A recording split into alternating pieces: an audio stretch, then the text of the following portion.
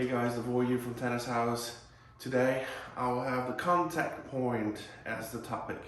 So I will explain a little bit how important it is to have almost a consistent contact point, how the different grips affect your contact point, and how important the footwork is to get you to the great contact point, okay? So, and as always, please subscribe to our channel, share what we do. That's gonna help the most, and really appreciate you guys. Let's get straight to it.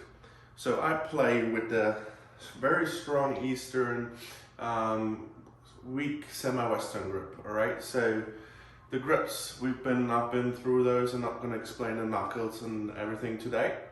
Just gonna explain why it's important and talking about the contact point. So in a perfect world, when I hit a forehand, right? I'm about like this much in front of my front foot, and here's my contact. So when I hit, it's right there.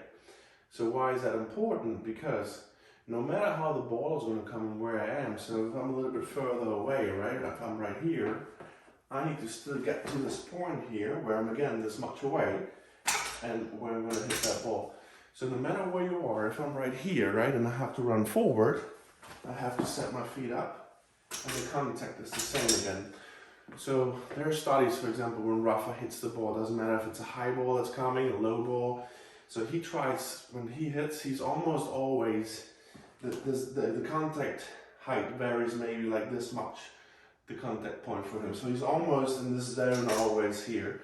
Now that's because he moves his feet very well, and he knows exactly where he's going to hit the ball. A lot of players, the recreational players, beginner players, intermediate players, they struggle to hit the ball here. Why?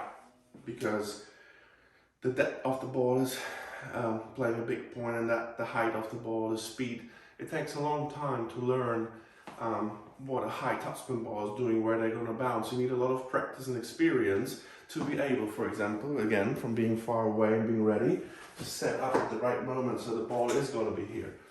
And yeah, as I said, those factors play a lot in.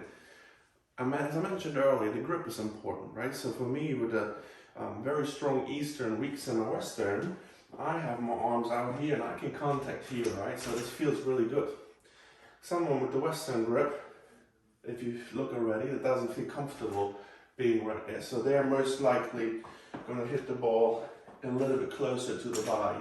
So if you play with a semi-Western or a very strong semi-Western or a Western grip, you can get closer to the ball. But make sure then, once you're close to it, that you use your legs and that you snap your hip a lot. And it's a lot of rotational work for the hips because you're going to have more angular momentum. With the Eastern or strong Eastern or weak semi-Western, you will have more flexibility there. You're going to have a little bit linear momentum support in combination with angular momentum. So as further you grip down on the racket, as more you're going to have to use your hips, as more you have to use your legs, and as more you have to come up to hit that ball. Keep that in mind when you think about the contact point. But the most important thing is that when you get ready, that you split and turn if it comes to the forehand. And in this position, you start searching where the ball is. Too many players, they're not ready. The ball comes and then they're late when they hit. So everything you do is split, and if you see it's coming to the backhand, the right shoulder rotates, and in this position, I call it always search the ball, and you're ready to go. Keep those things in mind, and you will have better ground strokes.